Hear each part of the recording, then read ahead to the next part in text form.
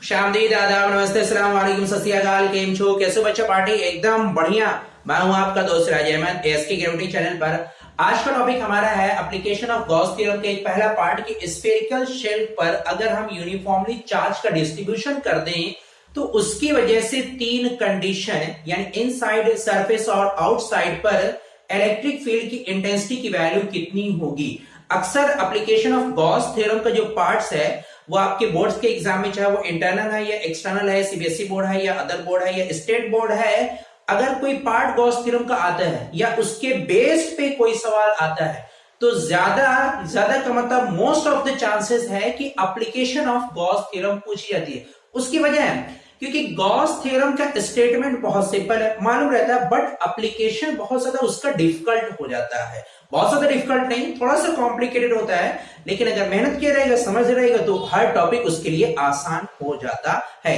तो खैर, ये टॉपिक हमें समझने के लिए एप्लीकेशन ऑफ गॉस थ्योरम का स्टेटमेंट भी आना जरूरी है या उसका एक्सप्रेशन भी हमारे लिए ज्यादा जरूरी है। स्टेटमेंट ना कह के अगर हम कहें एप्लीकेशन उसका ज्यादा जरूरी है, यानी phi E is equal to Q into 1 upon epsilon naught times। ये हमारा गॉस थ्योरम का जो फॉर्मूला है ये हमारा निकल के आता है, इसका यहाँ पे यूज रहेगा।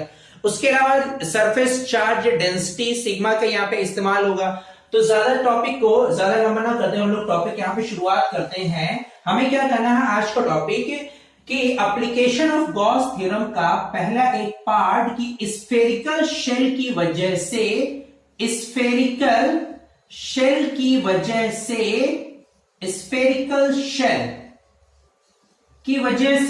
हमें इलेक्ट्रिक फील्ड इंटेंसिटी की वैल्यू कैसे होगी और हमें कैलकुलेट करना है इनसाइड वैल्यू कैलकुलेट करनी है। इनसाइड के अलावा हमें सरफेस पे कैलकुलेट करनी है। अभी वन बाय वन हमें ये टॉपिक डिस्कस कर देंगे।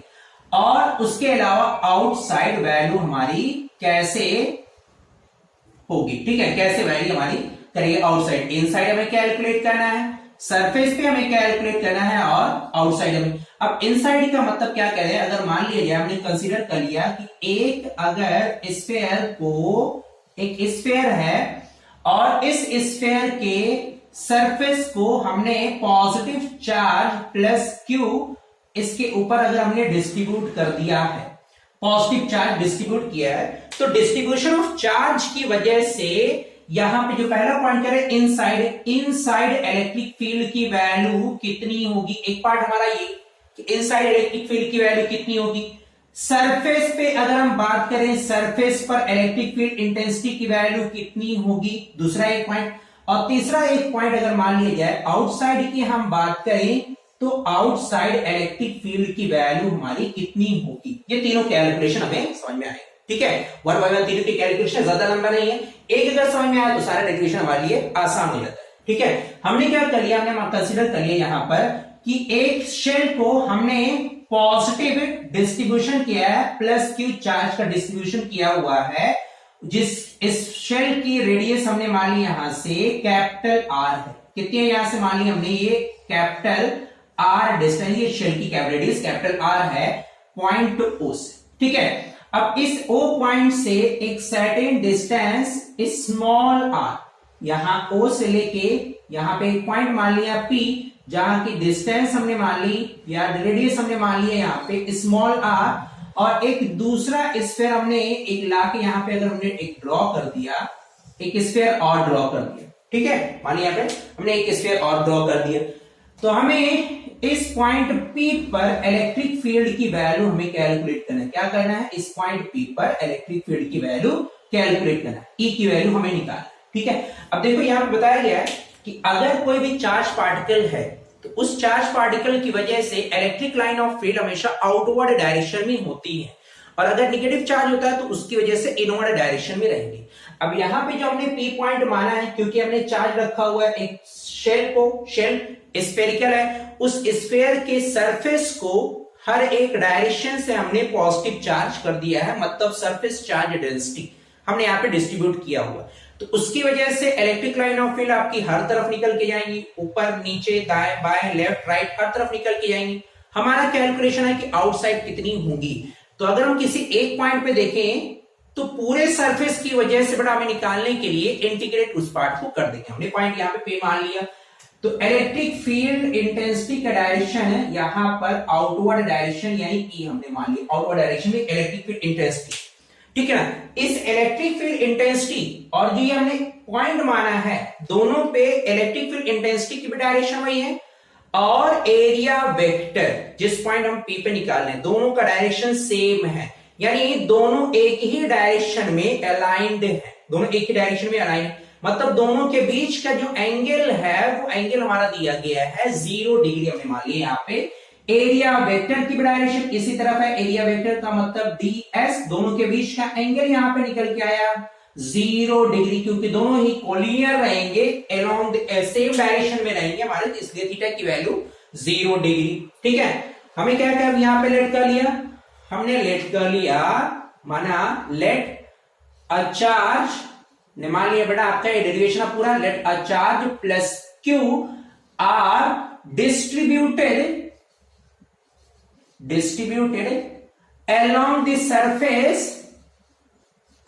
the surface of sphere of radius, जिसके रेडियस में हमने मान ली यहां पर कैपिटल आ। अब हमें अगर मानना है यहां पे निकालना है टोटल फ्लक्स कितना होगा, टोटल फ्लक्स की वैल्यू, तो टोटल फ्लक्स आपका phi e is equal to closed integral of E dot ds, ये वैल्यूज रहेगी। इसके पहले पूरे बताया गया है कि कैसे वैल्यूज निकल के आती है, पूरे पूरा पार्ट को लिख कर डिस्क्रिप्शन में दिया गया, जाके देख लेना कि यहाँ पे E डॉट ds हमारा कैसा होता है, कैसे आता है, ठीक है। तो यहाँ पे E डॉट ds, जब हम E डॉट ds को हटाएंगे तो ये बेटा हमारा डॉट प्रोडक्ट होता है, ये वैल्यूज हमारी निकल के आएगी E ds cos थीटा, ये वैल्यूज निकल के आएगी। अब यहाँ पे थीटा इक्वल टू 0 डिग्री है, हम यहाँ पे लाके 0 डिग्री जब पुट करेंगे तो टोटल फ्लक्स phi e की वैल्यू ये आएगा बेटा आपका E ds cos 0, और cos 0 कितना होता है, cos 0 होता है बेटा आपका 1, cos 0 डिग्री कितना होता है 1 होता है, यहाँ पे वैल्यूज हो जाएगी 1। तो total flux phi e is equal to E ds, ये हमारा मान लीजिए इक्वेशन नंबर फर्स्ट। यहाँ पे बार बार क्या करें कि ds जो है वो एरिया वेक्टर, और यहाँ पे जो शेल है वो स्फेरिकल शेप में है, तो पूरे जो एरिया हमारा निकल के आएगा, एरिया वेक्टर हमारा निकल के आएगा स्फेयर का एरिया वेक्टर यहाँ पे कितना निकल के आएगा, ds की वैल्यू ये हो जाएगा 4 पाई, यहाँ पे जो मैंने कंस्ट्रक्ट किया आपका आर स्क्वायर, ये इसकी बात करें बेटा हमने, जो ये शेल हमारा बन के आया है इस शेल का एरिया कितना आएगा निकल के, हम आउटपुट पॉइंट पे कैलकुलेट करें 4 पाई आर स्क्वायर, तो वैल्यू सब्स्टिट्यूट करेंगे phi e is equal to कितना हो जाएगा, phi e is equal to e into 4 pi small R square, मान लीजिए इसके इक्वेशन नंबर हमने सेकेंड, ठीक है। अब यहां से देखो ये कह रहे थे कि हमें गॉस थ्योरम के यहाँ पे मालूम होना जरूरी है, गॉस थ्योरम के यहां पर हमारा अगला टारगेट है कि फ्लक्स की वैल्यू गॉस थ्योरम्स के अकॉर्डिंग फ्लक्स यानी phi e is equal to होता है 1/epsilon times of total charge, ठीक है। टोटल चार्ज मतलब क्यू, तो यहाँ पे हमने प्लस का क्यू माना, हमने प्लस का क्यू यहाँ पे रख दिया। दोनों इक्वेशन से देखो ये भी phi e की वैल्यू है और ये भी phi e की वैल्यू, दोनों हमारे RHS भी बराबर होंगे, यानी आ जाएगा आपका 1/epsilon times of total charge is equal to E into 4 pi R square. अगर हम यहां से E की वैल्यू निकालेंगे तो E इज इक्वल टू देखो 4 पाई आर स्क्वायर इधर ट्रांसफर होगा तो डिवाइड में आ जाएगा 1/4 पाई आर स्क्वायर इंटू, यहां पे कितना लिखा हुआ है Q/epsilon टाइम्स, इसको अरेंज कर लेंगे तो ये आएगा आपका बन जाता है 1/4 पाई एप्सिलॉन को एक साथ कर लेंगे कांस्टेंट को और Q/r स्क्वायर। तो देखो ये जो पॉइंट हमारा निकल के आया है, ये जो पॉइंट हमारा निकल के आया इलेक्ट्रिक फील्ड इंटेंसिटी की value of electric field intensity at a point small r कितना है बेटा आपका निकल के आया 1/4 pi epsilon not Q/r square, ठीक है। अब यहां पे देखो हमने क्या कहा कि स्फीयर के पूरे स्फीयर को हमने सरफेस पर चार्ज का डिस्ट्रीब्यूशन किया हुआ है, अगर स्फीयर के हर एक हिस्से को हमने यूनिफॉर्मली चार्ज डिस्ट्रीब्यूशन किया है तो उसे हम लोग कहते हैं सरफेस चार्ज डेंसिटी। क्या कहते हैं उसको? लुक, उसका नाम आ जाता है सरफेस चार्ज डेंसिटी, वो कहलाता है बेटा आपका सरफेस चार्ज डेंसिटी। ठीक है, सरफेस चार्ज डेंसिटी। और इसका जो सिंबल होता है आपका सिग्मा, इसको पढ़ा जाता है सिग्मा। ठीक है, ये हमने मान लिया यहाँ पे सिग्मा। तो सिग्मा इक्वल टू होता है बेटा आपका क्यू अपॉन ए, क्यू अपॉन ए। क्यू की वैल्यू अगर आप यहां से कैलकुलेट करोगे तो क्यू इज इक्वल टू हो जाएगा सिग्मा इंटू ए। ए यहां पे होता है बेटा आपका एरिया। अब यहां पे देखो, हमने जो शेल माना है वो ये है, तो एरिया बेटा हम इस स्फीयर का रखेंगे, ना कि ये जो हमने कंस्ट्रक्ट किया है एक पॉइंट मान के। ये बात याद रखना कि हम एरिया इस शेल का लेंगे, यानी 4 पाई कैपिटल आर स्क्वायर होगा यहाँ पे एरिया की जगह पे। ये बात ध्यान रखना, नहीं तो गलती हो जाएगी, थोड़ी सी गलती की वजह से पूरा क्वेश्चन गलत हो जाएगा। ये हो जाएगा आपका Q is equal to sigma into 4 pi और कैपिटल आर स्क्वायर। देखो Q की वैल्यू निकल के आई, ये इक्वेशन मैंने मान ली इसको थर्ड, तो फ्रॉम इक्वेशन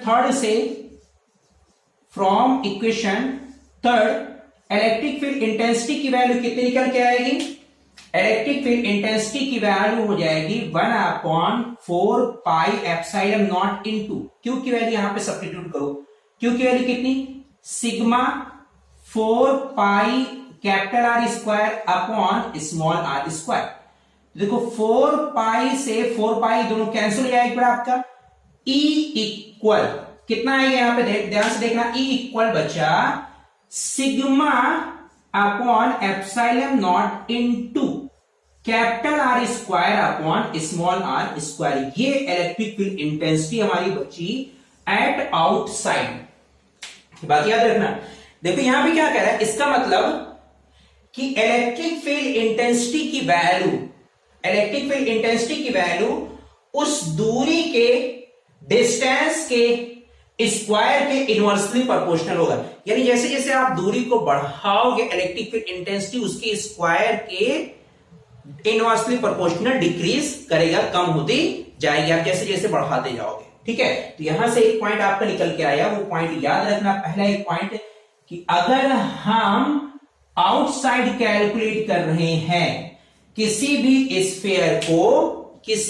स्फीयर पे अगर हमने सरफेस चार्ज डेंसिटी का डिस्ट्रीब्यूशन किया है तो उसकी वजह से आउटसाइड जो इलेक्ट्रिक फील्ड इंटेंसिटी आएगी वो स्क्वायर के इनवर्सली प्रोपोर्शनल होगा। इसलिए इतना फोकस करें इस पॉइंट को, क्योंकि ऑब्जेक्टिव में एमसीक्यूज में बहुत बार ये क्वेश्चन पूछा जाता है, कंफ्यूज रहता है कहां पे जीरो होता है, कहां पे डायरेक्टली प्रोपोर्शनल होगा, या कहां पे कैपिटल आर आ जाता है, कैसे हमारा इंक्रीज डिक्रीज करेगा। इसलिए पॉइंट बता रहे हैं कि स्क्वायर यहां पे निकल गया, E is inversely proportional to 1/r square. ये वैल्यूज हमारा पहला पॉइंट निकल के आए। ठीक है ना, पहला पॉइंट कहां पे कह रहे हैं हम लोग? कह रहे हैं आउटसाइड। किसके लिए बेटा आपका ये? Outside of sphere, outside of sphere के आउटसाइड ये वैल्यूज हमारी निकल के आएगी। बट अब दूसरी कंडीशन में कहा आउटसाइड तो निकल आया, अभी बचा हुआ इनसाइड की वैल्यू निकालने के लिए हमें इनसाइड भी निकालना है और हमें सरफेस पे भी निकालना है। तो अगर सरफेस पे मतलब कह रहे हैं, मतलब ये जो पॉइंट है वो इसके पास ही आ गया, मतलब यहां पे आ गया है। क्या करें, ये जो पॉइंट P था, ये पॉइंट P वो शिफ्ट होके यहां पे आ गया, इस जगह पे आ गया है, यहां पर इस जगह पे आ गया। इसका मतलब जो ये दूरी थी स्मॉल आर वो किसके बराबर हो गई? कैपिटल आर के बराबर हो गई। तो अगर हम यहां पे कैलकुलेट करें एट सरफेस, कहां पे? एट सरफेस पे अगर हम कैलकुलेट करने जा रहे हैं तो एट सरफेस पे capital R is equal to small R, ये दोनों बराबर हो जाएंगे हमारी वैल्यूज।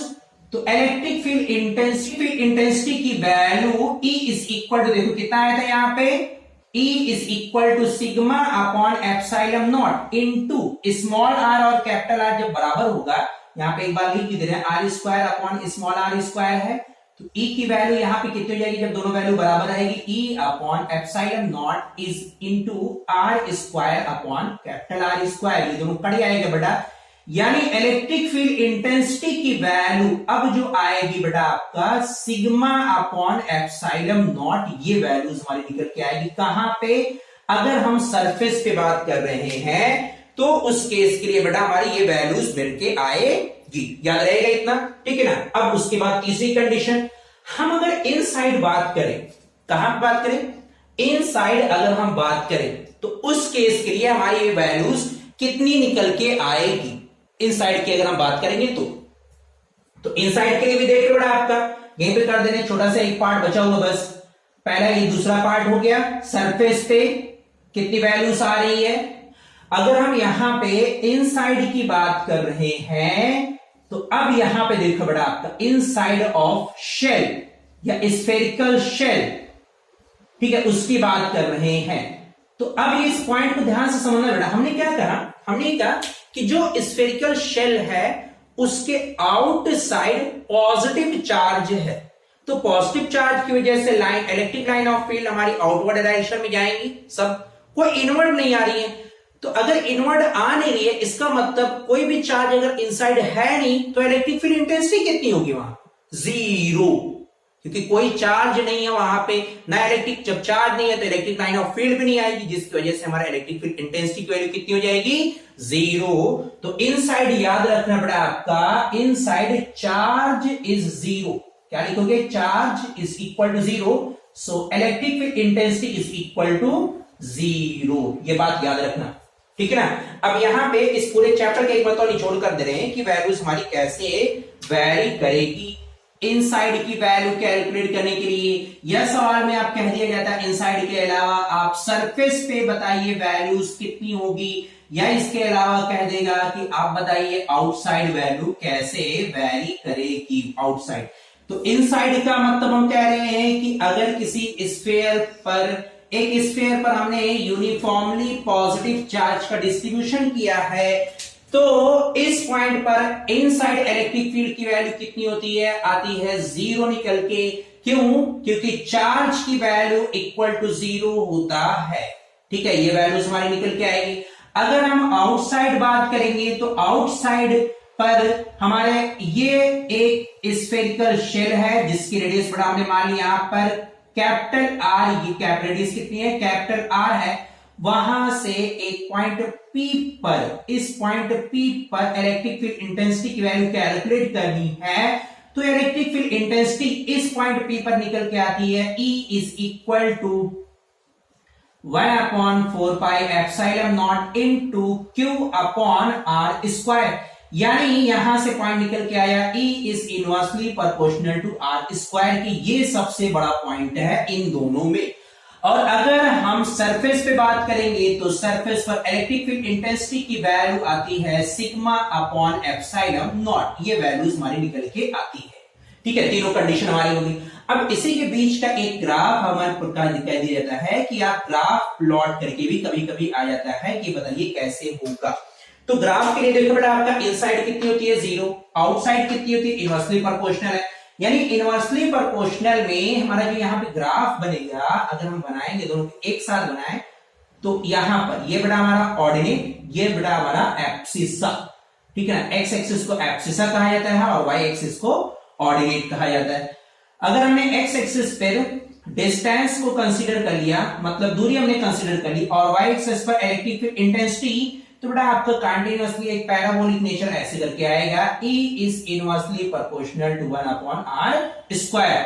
बट अगर हम इनसाइड बात करेंगे तो इनसाइड इलेक्ट्रिक फील्ड की वैल्यू बेटा आपकी जीरो निकल के आती है, कुछ नहीं रहेगा बेटा आपका इलेक्ट्रिक फील्ड इंटेंसिटी, यानी ओरिजिन पे ही रहेगा बेटा आपका, ओरिजिन पर ना। ये अगर डिस्टेंस, यहाँ पे हमने इसको डिस्टेंस माना है और ये पॉइंट हमारे इलेक्ट्रिक फील्ड इंटेंसिटी है बॉडीज, तो हमेशा ओरिजिन पे यहीं पे रहेगा, यानी ना लेफ्ट साइड में जाएगा और ना ही राइट साइड, ठीक है। तो एक ग्राफ फाइनल बन के आता है कि अगर हमने मान लिया, कंसीडर कर लिया कि एक ये बेटा हमारा एब्सिसा डिस्टेंस डिनोट कर रहा है, ऑर्डिनेट इलेक्ट्रिक फील्ड इंटेंसिटी को डिनोट कर रहा है, तो आप बना के दिखाइए। आप बनाना यहाँ पे थोड़ा सा आप लोग के लिए दिक्कत करता है, क्योंकि मालूम नहीं था कि हम लोग को ग्राफ कैसे प्लॉट करना है।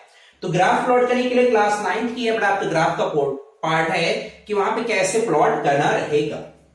देखो यहाँ पे मान लीजिए इनसाइड की बात कर रहा है, इनसाइड कितनी होती है वैल्यूज, 0 होती है। कितनी होती है, 0। तो इनसाइड के लिए बेटा हमने ऐसे करके बिल्कुल एक स्फीयर जो बेटा आपकी लाइन इसके सेंटर से आके पास करेगी। देखो यहाँ पे इलेक्ट्रिक फील्ड इंटेंसिटी की वैल्यू कितनी रहेगी, यहाँ पे E की वैल्यू इनसाइड अभी हमारी बिल्कुल 0 रहेगी, डिस्टेंस वाली जैसे, क्योंकि डिस्टेंस कुछ नहीं पड़ा, इनसाइड हमारी वैल्यूज 0 हो जाएगी। उसके बाद अगली वैल्यूज ये हमारी सरफेस पे निकल के आएगी आपका, सरफेस पे यहाँ पे, सरफेस के बाद अगला है आउटसाइड की वैल्यू कैलकुलेट कर।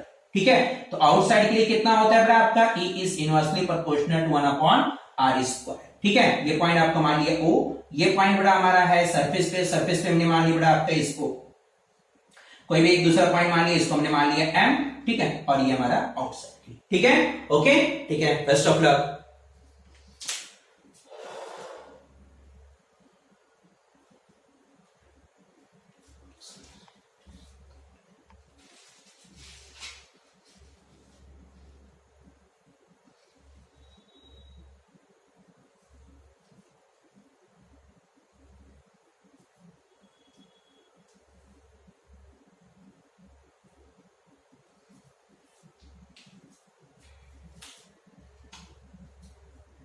ओके, ठीक है, तो अब यहां से देखो 3 कंडीशन हमारी निकल के आएगी। अब इन शॉर्ट फिर से एक बार तो निचोड़ निकाल दें कि अगर कहा जाए, आप बताइए सबसे ज्यादा मैक्सिमम इलेक्ट्रिक फील्ड इंटेंसिटी कहां पे होगी, सरफेस पर बेटा आपका। Maximum electric field intensity for the spherical shell is at maximum at surface of shell, इस पे होगी बेटा आपकी सबसे ज्यादा। और अगर सबसे क्या बेटा आपका कि कहां पे हमारा कर्वेचर नेचर होगा, तो कर्वेचर नेचर बेटा आपके या इनवर्सली प्रोपोर्शनल, वो होगा बेटा आपका, अगर कह दिया जाए कर्वेचर, या उसके अलावा कह दिया गया कि इनवर्सली प्रोपोर्शनल कब होगा बेटा आपका, ये भी सवाल में कह सकता है। तो ये जवाब इसका निकल के आएगा आपका आउटसाइड। कहां पे आएगा निकल के, आउटसाइड। और अगर कह दिए बेटा आपका इलेक्ट्रिक फील्ड की वैल्यू कहां पे 0 होती है, तो 0 के लिए आप तुरंत कहोगे बेटा आपका इनसाइड 0 होती है। ठीक है ना, ये क्यों 0, क्योंकि Q की वैल्यू हमारी 0 होती है। यहाँ पे क्यों ऐसा लग रहा है आपका, E is inversely proportional to 1/r²। यहाँ पे क्या हो रहा है आपका, E is equal to sigma upon epsilon naught. ठीक है, ओके, बेस्ट ऑफ लक।